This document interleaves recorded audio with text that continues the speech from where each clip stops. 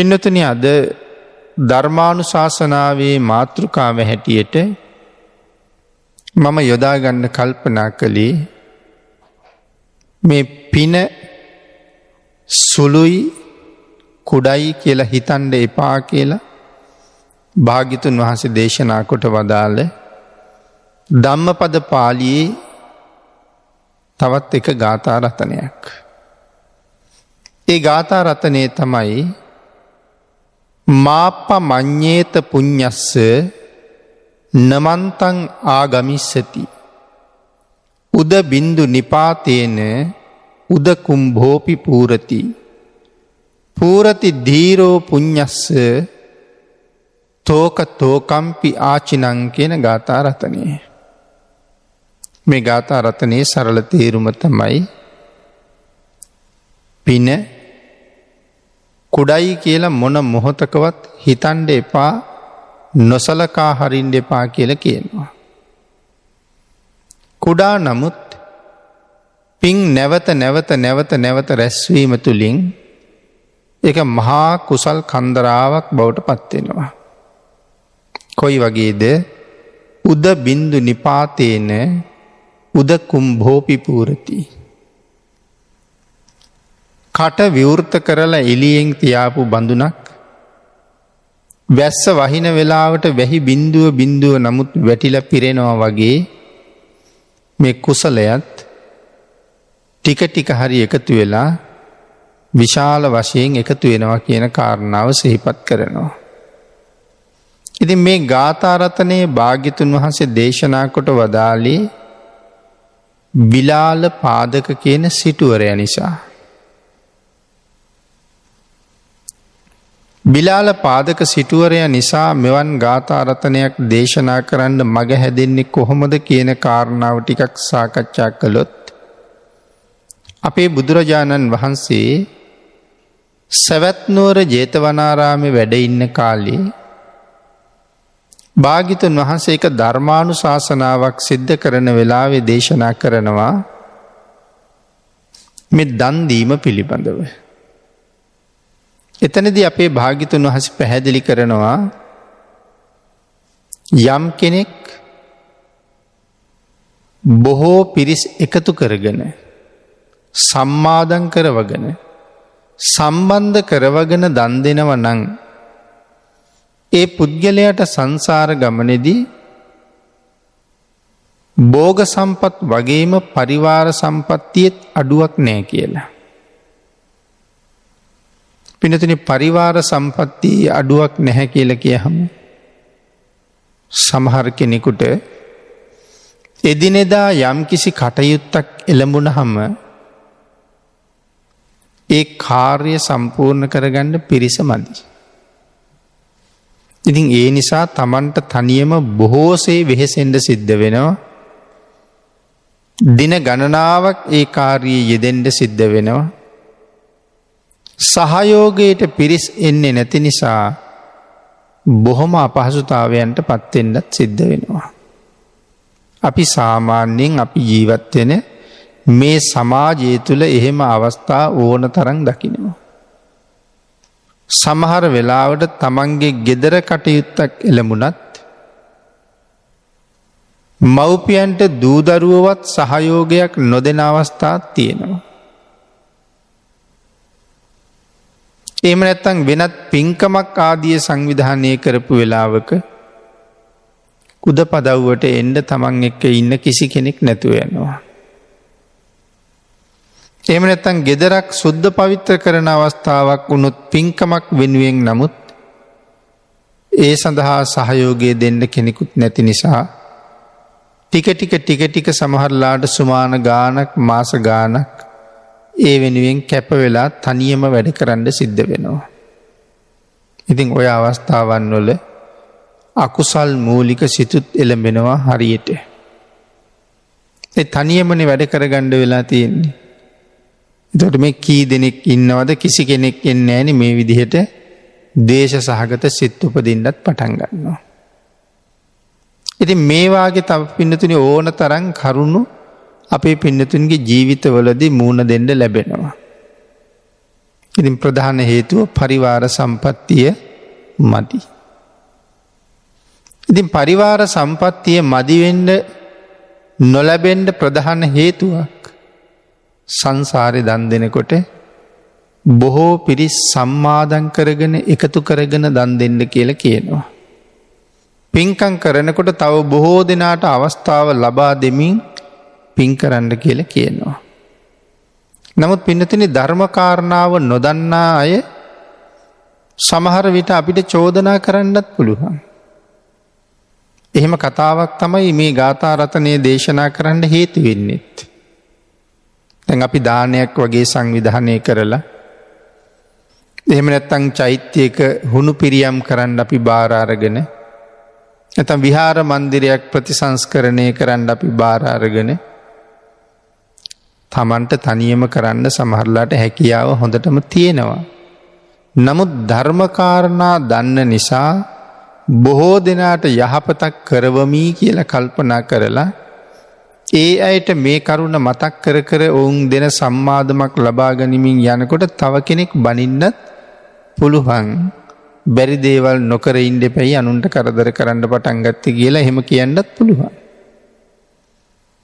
නමුත් භාග්‍යතුන් වහන්සේ දේශනා කරනවා පිරිසක් එකතු කරගෙන පින්කම් කරාම සංසාර ගමනේ පරිවාර සම්පත්තියේ අඩුවක් නැහැ කියලා. එතකොට පිරිස් එකතු කරගන්නේ නැතුව Tamanට තියෙන වත් පොහසත්කම් පාවිච්චි කරලා තනියම පින්කම් කරනකොට දේශනා කළා භෝග සම්පත් නම් ඇති තරම් ලැබෙනවා පරිවාර සම්පත් ලැබෙන්නේ නැහැ. බොහෝ දෙනා සම්මාදන් කරවගෙන පින්කම් කරනකොට භෝග සම්පත්තියත් ලැබෙනවා පරිවාර සම්පත්තියත් ලැබෙනවා. හැබැයි පින්නතුනි මෙතන කී කාරණාව සඳහන් කරලා නැතත් භාග්‍යතුන් වහන්සේ තවත් දේශනාවක පැහැදිලි කරනවා සමහර පිරිසක් ඉන්නවා මහ විශාල පින්කම් සංවිධානය කරනවා. බොහෝ දෙනාගෙන් ආධාර උපකාර ලබාගෙන ඒ පින්කම ඊටාම හොඳට කරනවා. හැබැයි තමන්ගෙන් 7-5ක්වත් වියදම් කරන්නේ නැහැ. සංවිධාන කටයුතු වල විතරයි ඉඳලා තියෙන්නේ. ඒ අයටත් සංසාර ගමනේ පරිවාර සම්පත් වන තරම් ලැබෙනවා. නමුත් එදිනෙදා පෞද්ගලික ජීවිතය වෙනුවෙන් භෝග සම්පත්තියක් නම් නැහැ කියලා. ඉතින් භාග්‍යතුන් වහන්සේ මේ විදිහට කරුණ දක්වමින් ධර්ම දේශනාව කරනකොට මේ බණ අහන්න තැන හිටපු එක උපාසක කෙනෙක් කල්පනා කරනවා භාග්‍යතුන් වහන්සේ දේශනා කරපු විදිහටම පිරිස් එකතු කරගෙන දානයක් දෙන්න ඕනේ කියලා. බුදුරජාණන් වහන්සේ අනුශාසනාව නිමා කරලා ධර්මාසනයෙන් නැගිටලා වඩින වෙලාවේ ඔහු වහාම බුදුරජාණන් වහන්සේගේ පිටිපස්සෙන් ගිහිල්ලා වන්දනා කරලා ආරාධනාවක් කරනවා ස්වාමීනි භාග්‍යතුන් වහන්සේ හෙට දවසේ මගේ නිවසට දානෙට වඩින්න පුළුවන්ද කියලා. භාග්‍යතුන් වහන්සේ අහනවා උපාසක කීනමක් විතර වැඩමවන්න බලාපොරොත්තු වෙනවද? ස්වාමීනි විහාරයේ ඉන්න තරම් වැඩමවන්න කියලා කියනවා. ඉතින් භාග්‍යතුන් වහන්සේ ආරාධනාව ඉවසනවා. ඒ වෙලාවේ ඉඳලා මේ පුජ්‍යලයා ගමේ ගෙයක් ගානේ කඩපිලක් ගානේ සම්මාදමේ ගියා. Tamanට තනියම දන් දෙන්න හොඳටම ඔහුට හැකියාව තිබුණා. නමුත් අර භාග්‍යතුන් වහන්සේ දේශනා කළානේ පරිවාර සම්පත් එකතු කරගන්නේ කොහොමද කියලා. ඉතින් මෙන්න මේ සිද්ධිය කනවැකිච්ච එක මුදලාලි කෙනෙක්. මහා ධනපති ව්‍යාපාරිකයෙක්. අර අපි මුලින් සඳහන් කළා වගේම විවේචනය කරන්න පටන් ගත්තා. දන් දෙන්න තීරණය කළා නම් Tamanට දෙන්න පුළුවන් ප්‍රමාණයේ වැඩමවලා දෙන්න එපැයි. විහාරේ ඉන්න තරම් සංඝයාට වඩින්න කියලා අනුන්ගෙන් සම්මාදම් කර මොකද්ද මේ කරන වැඩේ කියලා. හැබැයි ඉතින් ඔහොම බැන ඉන්න වෙලාවේ මේ උපාසක තැන එයා ගාවටත් සම්මාදමේ ආවා. කේන්තියේ ඉන්නෙත් ඒ නිසා සඳහන් කළා අරගෙන වරෙන් උඹේ භාජනය කියලා කිව්වා. භාජනයක් අරගෙන ගියාට පස්සේ තමන්ගේ නිවසේ තිබිච්ච මේ සහල් කව්පි මුං ආදී මේ ධාන්‍ය වර්ග පින්නතුනි මේ ඇඟිලි තුඩු 3න් අල්ලලා අරගත්තා. හාල් ගෝනියට අත දාලා ඇඟිලි තුඩු 3න් අරගෙන තමයි අර භාජනෙට ටිකක් දුන්නා. මුං ඇටත් එහෙමයි, කව්පියටත් එහෙමයි. සඳහන් කරනවා මේ පැණි සහ ගිතෙල් කොහොමද දුන්නේ කියලා. නිකන් ඉදිකට්ටක් ඇතුල් කරන්න තරම් පුළුවන් සිදුරකින් තනපතක් වගේ දෙයක් ඇතුළට දාලා ඒකේ ගෑවිලා එන ප්‍රමාණය තමයි දීලා තියෙන්නේ. ඒ කියන්නේ එක පැණි බින්දුවක් තරම්වත් ලොකු ප්‍රමාණයක් දීලා නැහැ. ඒ තරම්ම සුළු ප්‍රමාණයක්. හැබැයි මේ පුජ්‍යලයා හරීම සතුටින් ඔහු දුන්න සියල්ලම බාරගත්තා. දැන් අර ඇඟිලි තුඩු 3න් අරගත්තාම අපි ඇඟිලි තුඩු 3 අපි ගියමු මේ වැලි තියෙන තැනක තිබ්බොත් කොයි වගේ සලකුණක් අපි දකින්නවද? නිකන් අර පූසෙකුගේ පාදයේ වගේ. දැන් මෙයා එහෙමනේ දුන්නේ අරගෙන. ඒක දැකපු මිනිස්සු මෙයාට නමක් හැදුවා බිලාල පාදක කියලා. මෙච්චර කල් මෙයාගේ නම බිලාල පාදක නෙමෙයි, මේක මේ පට බැඳිච්ච නම බිලාල පාදක සිටු කියලා නම හැදුවා. අර පුජ්‍යලයා අර මොහු දුන්න ටික අරගෙන ගිහිල්ලා තමන් එකතු කරගත්ත ධාන්‍ය දාගත්ත කොටසට දාගන්නේ නැතුව වෙනම වෙන් කරලා තිබ්බා. ඒකත් අර සිටුවරයා දැක්කා.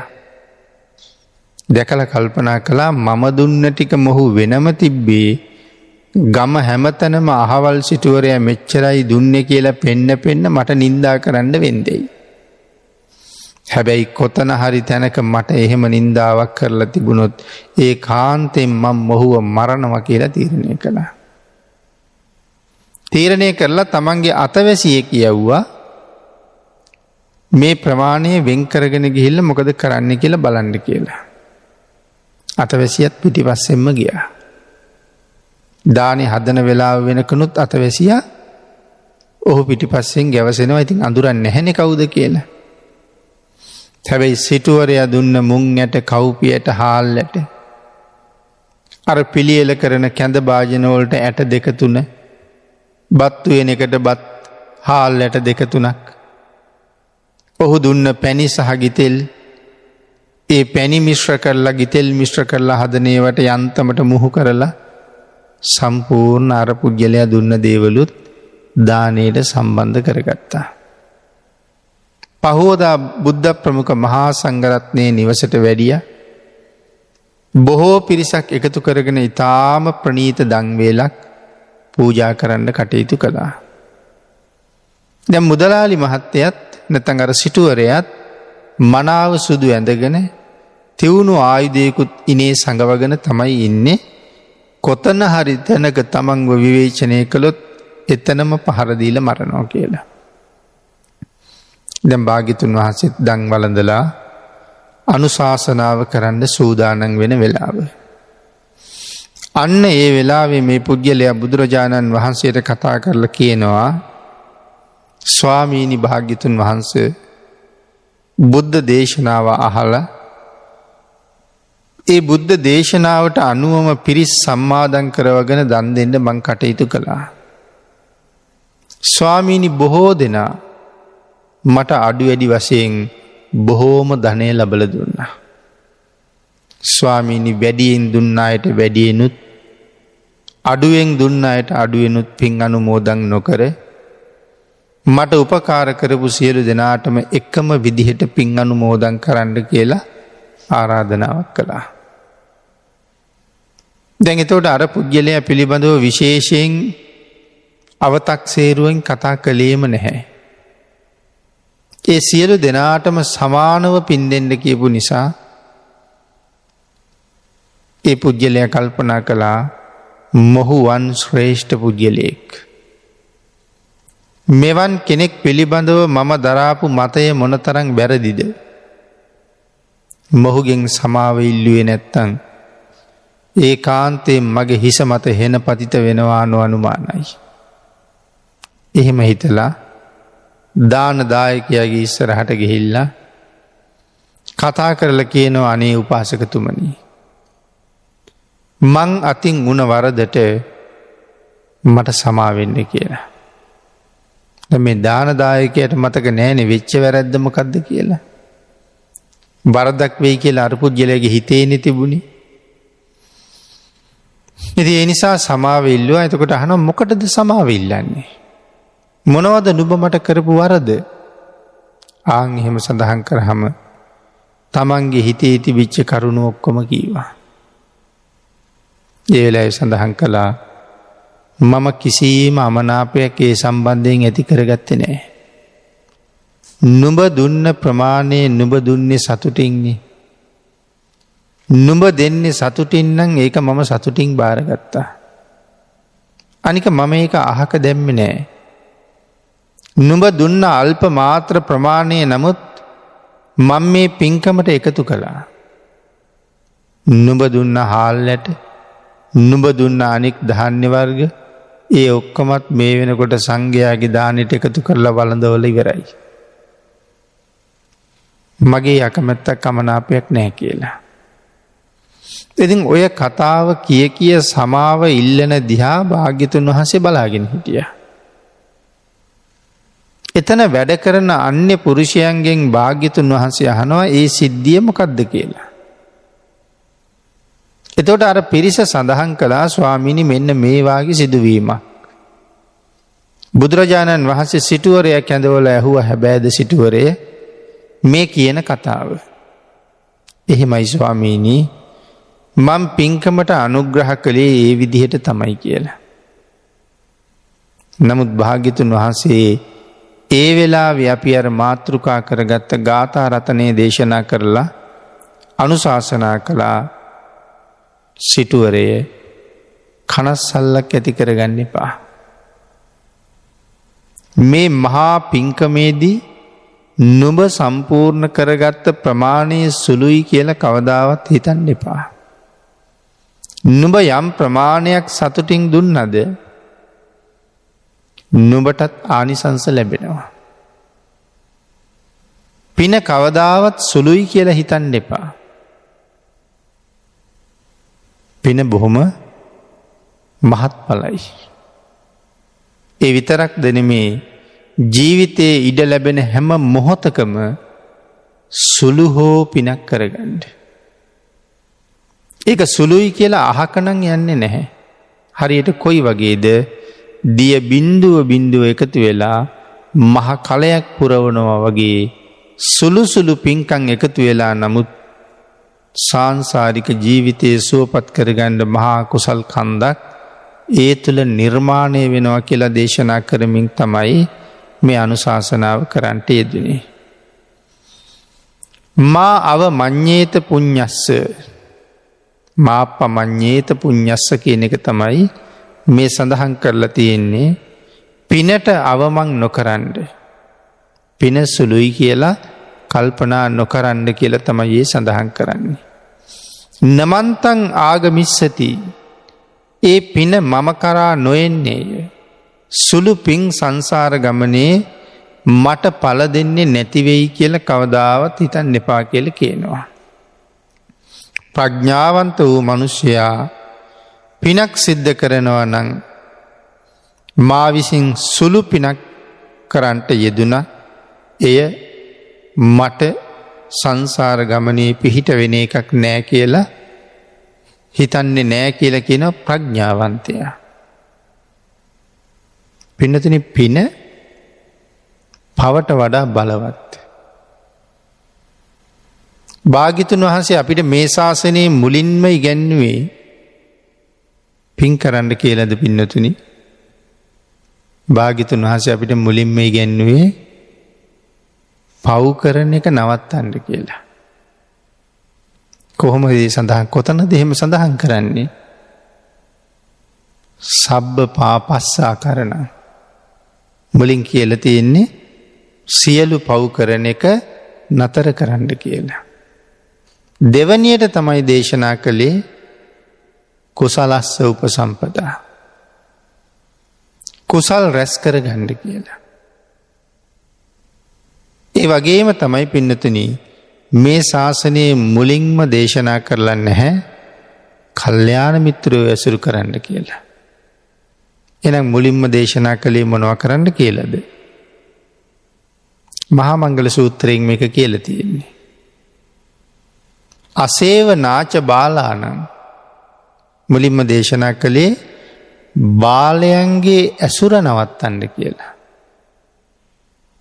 පණ්ඩිතානංච සේවනා කියලා දේශනා කළේ දෙවනියට. සත්පුරුෂයන් ඇසුරු කරන්න. ඒ කියන්නේ බාල ආශ්‍රය ඒ තරම්ම භයානක නිසා. අකුසල් රැස්වීම ඒ තරම්ම සංසාර ගමනට භයානක නිසා. නමුත් අපිට සැනසෙන්න තියෙන එක තැනක්. පවට වඩා පින බලවත්. මං එක මූලාශ්‍රයක් සඳහන් කළොත්. මේ ශාසනයේ අපිට උගන්වා වදාළ බරපතලම අකුසල කර්ම කීයක් තියෙනවද? 6ක් තියෙනවා. සාමාන්‍යයෙන් පළවෙනි එක ගැන මේ කාලේ කතා කරන හුඟක් අඩුයි. ඒ නිසා තමයි අපි 5ක් ගැන දන්නේ. ඒ 5ට වඩා බලවත් කර්මයක් තියෙනවා. ඒ තමයි මිත්‍යා දෘෂ්ටික කර්මය. මිත්‍යා දෘෂ්ටික කර්මය ඊටාම බලවත්. සංඝ බේදයේ තියෙන ඊට පල්ලෙහි. ඉතින් ඒකට හේතු කොහොමද සඳහන් කරන්න කියන මූලාශ්‍ර නම් අපේ ධර්මයේ තුල පැහැදිලි කරලා තියෙනවා. නමුත් මේ පැයක පමණ කාලය ඒ තරම් මූලාශ්‍ර ගෙන හැර දක්වමින් කරුණු පැහැදිලි කරන්න අපිට වෙලාව නෙමෙයි පින්නතුනි. ආනන්තරීය කර්මවලට වඩා මිත්‍යා දෘෂ්ටික කර්මය බලවත්. අපි ඒ කාරණාව අත්හැරලා ආනන්තරීය කර්මයෙන් කතා කළොත් ආනන්තරීය කර්මයක් යම් කෙනෙක් සිද්ධ කරගත්තොත් ඒ කාන්තයෙන් උපදින්නේ කොහෙද? අවීචි මහ නිරයේ. අවීචිය කියලා කියන්නේ නිරය පරපුරේ භයානකම නිරය. අවීචියේ ආයුෂ කොච්චරක් තියෙනවා කියලාද සඳහන් කළේ? මේවට ආනන්තරීයයි කියන්නේ ඒකනේ. න අන්තරීයයි කියන එක තමයි ආනන්තරීය කියලා කියන්නේ. මොකද්ද මේ න අන්තරීය කියලා කියන්නේ? අතරක් නෑ කියන එක. මොනවත් එක්කද අතරක් නැත්තේ? පින්නතුනි මේ කර්මය සිද්ධ කරගත්ත පුජ්‍යලයක් කවදා හරි දවසක තමන්ගේ ජීවිතයේ අන්තිම හුස්ම පොද මේ වායු තලයට නික්ම නැත්නම් මුදා හරිනවද? ඒ මොහොතේ ප්‍රාණ වායුව මේ කයින් නික්මෙනවත් සමගම එහි පිල්ලම් ගහන මාත්‍රයටත් වඩා වැඩි වේගෙන් ඔහු අවීචියේ ඉපදෙනවා.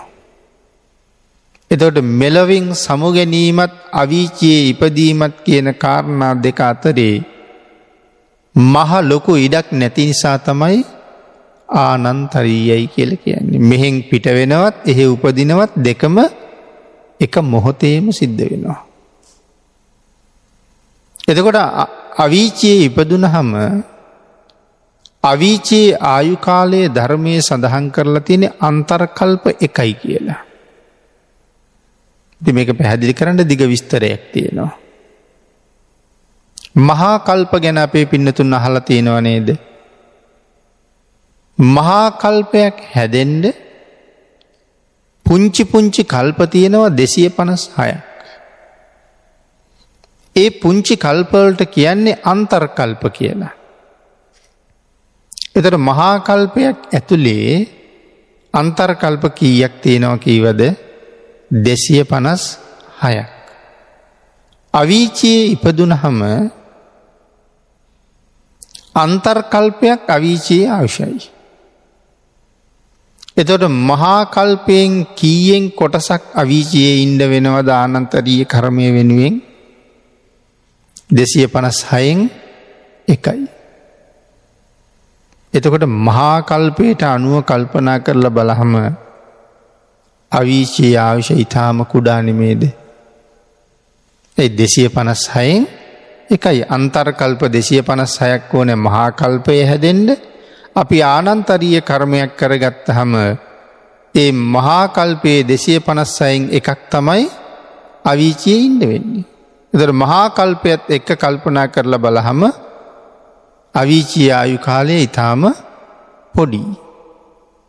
හැබැයි ඉතින් ඒ මහා කල්පයත් එක්ක කල්පනා කරාම මේ එක අන්තර් කල්පයක් ඇතුලේ මනුස්ස වර්ෂ කොච්චරක් තියෙනවද කියලා අපේ බාහිර ධර්ම ග්‍රන්ථවල ගණනය කරලා කියලා තියෙනවා. අන්තර් කල්පයක ආයුෂ මනුස්ස වර්ෂ වලින් කොයිතරම් වෙනවද පින්නතුනි? අසංඛ්‍ය කියන ගාන බණ අහනකොට අහලා තියෙනවනේ. අසංඛ්‍ය කියන්නේ 1.140න් ලියන ගණනක්. එතකොට මේ එක අන්තර් කල්පයක් ඇතුලේ මනුස්ස වර්ෂ 1.140 ඒවා 86,40,000ක් තියෙනවා කියලා කියනවා. අන්තර් කල්පයක් ඇතුලේ මනුස්ස වර්ෂ අසංඛ්‍ය 86,40,000ක් තියෙනවා. එහෙනම් ඉතින් මහා කල්පය කොහොමද? එහෙනම් මේ ගාන මතක තියාගන්න ඕනේ මේ පවට වඩා පින බලවත් කියන එක ඔප්පු කරන්න. එතකොට මේ ලෝකේ කරන්න තියෙන බලවත්ම අකුසල කර්ම වලින් එකක් කරාම අන්තර් කල්ප එකක් අවීචියේ ඉන්න වෙනවා. අපේ පින්නතුන්ට මතකද සුමන මාලාකාර සමාගමේ ගැන? අපේ භාග්‍යතුන් වහන්සේ පිණ්ඩපාතේ වඩිනකොට බිම්බිසාර මහරජුරවන්ට මල් සපේන සුමන නම් මල්කාරයා සමම්පිච්ච මල් නැලි 8ක් හැමදාම මල් සපේනවා. මල් නැලි 8ත් අරගෙන එදත් යනවා. යනකොට භාග්‍යතුන් වහන්සේ පෙරමගදී මුණ ගැහිලා කල්පනා කරනවා විශ්ව ධාතුවේ පහළ වුණ මේ උත්තම රතනය වෙනුවෙන් මම මොනවද පූජා කරන්නේ? ඒ මිනිස්සු හැමෝම දන් දෙනවා, විවිධ පූජා පවත්වනවා. මම මොනවද දෙන්නේ? මල්කරුට දෙන්න දෙයක් නැහැ. දිලිඳු මිනිහෙක් තීරණය කළා මේ මල් අරගෙන යන්නේ මහරජුරවන්ට. මේ මල් ටික ගෙනහිල්ලා දුන්නාම මට කහවණු කීපයක් ලැබෙනවා.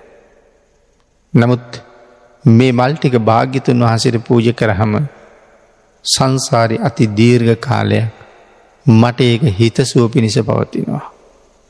රජුරවන්ට මල් ගෙනිච්චේ නැහැ කියලා මාව රටින් නිරපුවත් කමක් නැහැ. එහෙම නැත්නම් රාජ ආඥාව ඉටු කළේ නැහැ කියලා මං අදහවසට මැරුවත් කමක් නැහැ. අද මල් රජුරවන්ට නෙමේ භාග්‍යතුන් වහන්සේටයි. ඒ වෙලාවේ අතේ තියෙන සමන් මල්, ඒ හින්දා සමම්පිච්ච මලින් භාග්‍යතුන් වහන්සේට පූජා කළා. අන්න ඒ පින නිසා මහා කල්ප ලක්ෂයක් සුගතියේ වාසය කරනවා. වෙනස තේරුණාද? සමම්පිච්ච මල් නැලි 8ක් පූජා කරනවා කියලා කියන්නේ මේ මනුස්ස ලෝකේ කරන්න තියෙන ලොකුම පින්කමද? මල් පූජා කරනවා කියන එක මේ ලෝකේ තියෙන ලොකුම පින්කම නෙමෙයිනේ. ඒතර මේ ලෝකේ තියෙන ලොකුම අකුසල කර්මය කරලා මහා කල්පයෙන් 256න් එකක් තමයි දුක් විඳින්න වෙන්නේ. නමුත් භාග්‍යතුන් වහන්සේ වෙනුවෙන් සදහැසිතින් මල් පූජා කරලා මහා කල්ප ලක්ෂයක්ම සුගතිය උපදිනවා. එතකොට 256 ඒවා ලක්ෂයක් සුගතිය උපදිනවා. මේ මූලාශ්‍රයෙන් තහවුරු වුණාද පවට වඩා පින බලවත් කියලා. පිනතින අපදාන පාළියේ සඳහන් කරනවා බණ්ඩු පුල්ලිය සහ සුදහ පිණ්ඩිය කියන රහතන් වහන්සේලා දෙනමගේ අපදානය. මෙයින් එක රහතන් වහන්සේ නමක් බදාම පිඩක් අරගෙන පුපුරපු චෛත්‍ය උඩට ගොඩ වෙලා චෛත්‍යයේ පැල්ම හොඳට පිරිසිදු කරලා අර අතේ තියෙන බදාම ටික ඒ පැල්මට වක් කරලා සෑයේ පැල්ම වහලා දානවා. ආන් ඒ පිනට මහා කල්ප 90 ගානක් 91ක් හෝ 94ක් සුගතියේම වාසය කරනවා. එතකොට සෑයක පැල්මක් වහනවා කියන එක ලොකු පිනක්ද? එන සෑයක් හදපු කෙනෙක් කොහොම වෙන්න ඕනේ නැද්ද? නමුත් අපිට ඒකෙන් තේරුම් ගන්න කරුණු ගොඩක් තියෙනවා. එහෙනම් සෑයක් ගොඩ නැගීම කොච්චර පිංද, නඩත්තු කිරීම කොච්චර පිංද, හුණු පින්තාරු කිරීම කොච්චර පිංද, සෑ මළුවේ තනකොළ ඉවත් කරන එක මොන තරම් පිංද, මේ කාරණා එකක් ගානේ ගංගාරෝහණ පූජාවෙන් පැහැදිලි කරලා තියෙනවා. ඊට අමතරව කුක්කුට මිත්ත වැද්දගේ කතාවෙත් මේ කාරණාව තහවුරු කරලා නැවත කරුණු දේශනා කරනවා. ප්‍රඥාවන්තයා සුළුවෙන් කළත් පින වැඩෙන තැන හොයාගෙන පින් කරනවා. ඒකට දෙන්න ඕනේ ප්‍රඥාවක්. පිනතිනි දානය ගැන සඳහන් කළොත් නමන්තං ආගමිස්සති. මේ සඳහන් කළේ පින සුළුයි කියලා කල්පනා කරන්න එපා. ඒක මා කරා එන්නේ නෑ කියලා හිතන්න එපා කියලා. ඔය කාරණාව විස්තර කරන්න මූලාශ්‍ර 100 ගණන් පැහැදිලි කර කරුණු දක්වන්න පුළුවන්. පැය ගණන් මේ වචනය විස්තර කරමින් ධර්ම දේශනා කරන්න පුළුවන්. ප්‍රඥාව තියෙන්න ඕනේ ඒ පින මහත්ඵල කරගන්න. දක්ඛින විභංග සූත්‍රයෙන් අපේ භාග්‍යතුන් වහන්සේ දානය ගැන දේශනා කරනකොට පෞද්ගලික දාන කීයක් පිළිබඳව දේශනා කළාද පින්නතුනි? පෞද්ගලික දාන 14ක් පිළිබඳව දේශනා කළා. ඒ පෞද්ගලික දානයේ මුලින්ම ඉන්නේ අපේ බුදුරජාණන් වහන්සේ. නමුත් ආනිසංස දක්වනකොට දේශනා කළේ අග ඉඳලා. පෙළ ගස්සනකොට මුල ඉඳලා පෙළ ගැස්සුවා භාග්‍යතුන් වහන්සේගේ ඉඳලා තිරිසං සතා දක්වාම. ආනිසංස දේශනා කරනකොට තිරිසං සතා කියන අග ඉඳලා මුලට ආනිසංස දක්වලයි තියෙන්නේ. තිරිසං සතෙකුට කෑම වේලක් දුන්නොත් අනාගත ජීවිත කීයක් මට බඩගින්නේ ඉඳ වෙන්නේ නැහැ කියලාද දේශනා කළේ? අනාගත ජීවිත 100ක්. දානයේ තරම්ම ශ්‍රේෂ්ඨයි. එක තිරිසනෙකුට එක දවසක කෑම දුන්නාම නිවන් දකින්නතුරු උපදින ආත්ම 100ක් තියෙනවා නම් ඒ 100ෙම මට බඩගින්නේ ඉඳ වෙන්නේ නැහැ කියලා මේ දේශනා කළේ. දුස්සීල මිනිහෙකුට කෑම දුන්නොත් කවුද වෙන්නේ දුස්සීල මිනිස්සු කියලා කියන්නේ? බලහම සමහර අයගේ නම් කල්පනාව මිනිස්සු දුස්සීල නැහැ හාමුදුරුවෝ දුස්සීලයි කියලා. ඒකනේ දුස්සීල සංඝයා කියලා හරියට චෝදනා කරන්නේ. හැබැයි ඉතින් භාග්‍යතුන් වහන්සේ දේශනා කරලා තියෙන්නේ දුස්සීල සංඝයා කියලා જાතියක් නැහැ කියලා. ඒක තමයි භාග්‍යතුන් වහන්සේගේ දේශනාව. ලැජ්ජ නැති සංඝයා කියලා පිරිසක් ඉන්නවා, දුස්සීල සංඝයා කියලා જાතියක් නැහැ. මොකද දුසිල් වෙනවත් එක්කම සංඝභාවයේ නැතුව යනවා. ඉතින් ඒතර දුස්සීල සංඝ වෙන්න බෑනේ. දුසිල් වෙනවත් එක්කම සංඝභාවයේ නැතුව යනවා. එතකොට දුස්සීල සංඝයා කියලා જાතියක් නෑ. මේක වෙනම පැහැදිලි කරන්න ඕනේ කරුණක්. නමුත් ධර්ම දේශනාවල මේ කාරණාව පැහැදිලි කරලා තියෙන ඕන තරම්. දුස්සීල මිනිස්සු කියලා කියන්නේ කාටද? තිසරණත් නැති පන්සිලුත් නැති අයට කියනවා දුස්සීල මිනිස්සු කියලා. ඊළඟට ඉන්න පෘතජ්ජන සීලවන්ත කියලා જાතියක්. පෘතජ්ජන සීලවන්ත කියලා කියන්නේ දිවි හිමියෙන් පන්සිල් රකින්නවා කියලා පොරොන්දුවක් නැහැ. නමුත් කාටවත් කරදර නොකර ජීවත් වෙනවා. හැබැයි ඉතින් කරදරයක් කරන්න එළඹුණොත් නොකර ඉන්නෙත් නැහැ. කියන්නේ සත්තු මරන්නේ නැහැ. ඒ වුණාට දිවි හිමියෙන් සත්තු මරන්නේ නැහැ කියලා පොරොන්දුවක් දීලා නැහැ. මදුරුවෙක් වැහුවොත් ගහන්නත් පුළුවන්. ඒ වගේ. පෘතජ්ජන සීලවන්තයි. තව විදිහකට කිව්වොත් අපි ගංගෙවල් වල ජීවත් වෙනකොට අපි කියන්නේ හොඳ මිනිස්සෙක් කියලා. ඉතින් හොඳ මිනිස්සුયો කියන අය මේ බෞද්ධ කියන අපි අතර විතරද ඉන්නේ? විවිධ ආගමික අය අතර හොඳ මිනිස්සුયો ඉන්නවා. ඒගොල්ලන් කියන්නේ පෘතජ්ජන සීලවන්ත. මෙන්න මේ පෘතජ්ජන සීලවන්ත අය 1000කට කෑම දුන්න එක පෘතජ්ජන සීලවන්තයෙකුට කෑම දුන්නොත් අනාගත ජීවිත ලක්ෂයක් අපිට බඩගිනි වේදනා විඳින්න වෙන්නේ නැහැ. එතකොට පෘථග්ජන සීලවන්ත අය 1000කට කෑම දුන්නොත් අනාගත ජීවිත කීයක් බඩගින්නේ ඉඳ වෙන්නේ නැති වෙයිද? ලක්ෂ ගුණ කරන්න ඕනේ 1000. ලක්ෂ 1000න් ගුණ කරාම ඉලක්කම් කීයක ගණනක් එයිද පින්නතුනි? ලක්ෂ 1000න් ගුණ කරාම 1.8යි. දැන් කී දෙනෙකුට කෑම දීලාද 1.8ක ලාභයක් ලැබුවේ?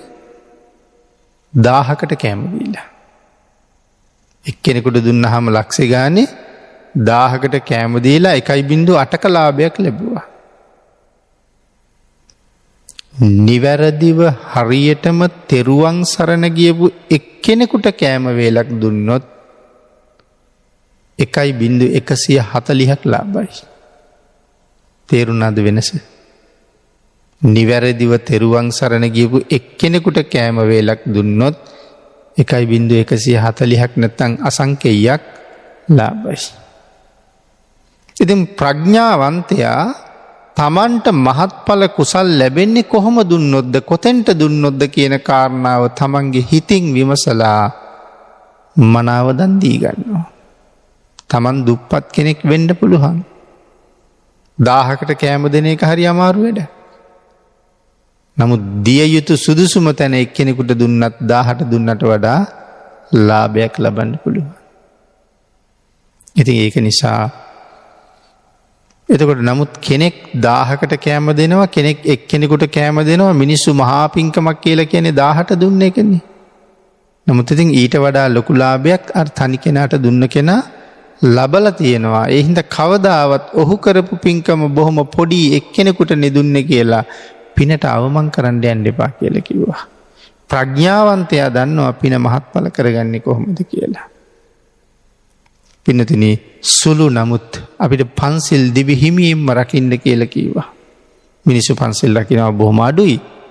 නමුත් මේ සිල්පද පහෙන් එක සිල්පදයක් හරි අපිට සමාදන් වෙන්න පුළුවන් දිවි හිමියෙන්ම උල්ලංඝනය කරන්නේ නැහැ කියලා. මං කියන්නේ මේ එකක් මත යැපෙන්න යන්න එපා යන්න කියන එක නෙමෙයි. නමුත් ඉතින් එකක් හරි පුළුවන්නේ. කෙනෙකුට පුළුවන් මම ජීවිත කාලේ කවමදාකවත් 3 වෙනි සිල්පදේ උල්ලංඝනය කරන්නේ නැහැ. එහෙම නැත්නම් මං කවදාවත් රාරක් උනම් බොන්නේ නැහැ. මං කවදාවත් අනුන්ගේ දෙයක් හොරකම් නම් කරන්නේ නැහැ. මේ වාගේ එකක් මත හරි පිහිටන්න. පිනදෙන එකක් සමාදන් වුණත් මොනතරම් මෙලව ජීවිතයට යහපතක් වෙනවද කියලා කරුණු පැහැදිලි කරපු තැන් අපේ ධර්ම ග්‍රන්ථවල තියෙනවා. ඒ නිසා මේ සීල් සමාදන් වීම වේවා, දන් දීම වේවා, තුනුරුවන් වන්දනා කිරීම වේවා, ඊට කෙටියෙන් නමුත් දවසකට වතාවක්වත් භාග්‍යතුන් වහන්සේට වඳින්න. පැය ගණන් ගුණ කිය වඳින්න පුළුවන් නම් අසීමාන්තික ආනිසංසයි.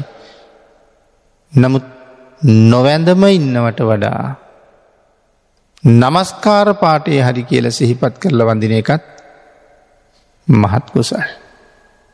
ඉතින් ඒ වගේ මේ කාරණාව පැහැදිලි කරනකොට බොහෝ දීර්ඝ කරුණු දක්වන්න පුළුවන් දීර්ඝ කාලයක් අවශ්‍යයි. එහෙනම් කොයි වගේද උදාහරණය පෙන්වුවේ? මුව විවෘත කරලා වහින වෙලාවට එළී තියෙන භාජනයකට කුඩා දිය බිඳුව වැටිලා නමුත් වැස්ස ඉවර වෙනකොට ඒ කලිය සෑහෙන්න පිරීලා. මේ වාගේ සෑහෙන දවසක් එළියේ තියෙනකොට කලිය උතුරන්නම පිරෙනවා. පොඩි වෙහි බිඳු තමයි වැටුනේ. එහෙනම් කුඩා කුසල් ධර්ම එක්රැස් වෙලා නමුත් මේ සංසාරයට අති දීර්ඝ කාලයක් මට යහපතක් කරන්න පුළුවන් මහා කුසල් එකතු කරගන්න පහසුයි. ඒ නිසා පිනට ප්‍රමාද වෙන්න එපා කියලා තමයි මේ දේශනා කරන්නේ. ලද හැම මොහොතකම ජීවිතේ පිනක් කරගන්න. මහණෙනි පින කියලා කියන්නේ සැපයට නමක් කියලා දේශනා කළේ. මේ ඉපදිච්ච හැම කෙනෙක්ම වැඩියෙන් කැමති දුකට නෙමෙයි සැපට පින්නතුනි. එහෙනම් සැප කැමති සත්වයා වැඩියෙන් කරගත යුත්තේ පිනමයි කියලා දේශනා කළා. මා පුණ්‍ය භායි කියන සූත්‍ර දේශනාවෙන් අවධාරණය කළා මහණෙනි පිනට නම් බය වෙන්න එපා. පින කියලා කියන්නේ සැපයට නමක්. අදට වඩා සැපයක් මතුවට බලාපොරොත්තු වෙනවා නම් ඔහු වැඩි වැඩියෙන් කළ යුත්තේ මොනවද? පිනමයි. වැඩි වැඩියෙන් කළ යුත්තේ පිනමයි කියලා භාග්‍යතුන් වහන්සේ අවධාරණය කරනවා. මේ ජීවිතේ සැපවත් බව අඩු නම් පෙර කරපු පින් ප්‍රමාණය අඩුවක් තමයි තියෙන්නේ. ඒ නිසා වැඩි වැඩියෙන් පින් කරගන්න ඒක සුළුයි කියලා හිතන්න එපා, අවමන් කරන්න එපා කියලා මේ කාරණාව පැහැදිලි කරමින් අපේ භාග්‍යතුන් වහන්සේ ධර්ම දේශනාව නිමා කරාම බිලාල් පාදක සිටුවරයා දහසක් නයින් ප්‍රතිමන්විත අති උතුම් සෝවාන් ආර්ය මාර්ගඵලය ලබා ගත්තා. එම්නම් වැඩි වැඩියෙන් පිනට උනන්දු වෙන්න අපේ පින්නතුන් අදහසක් ඇති කරගන්න. සුළුයි කියලා පින්කම් අතහැරලා දාන්න නැතුව කටයුතු කරන්න තීරණය කරන්න. නිතර නිතරම හැම ඉඩ ලැබෙන හැම මොහොතකම පිනක් සඳහා යොමු වෙන්න සිතුවිල්ලකින් නමුත් පිනක් කරන්න.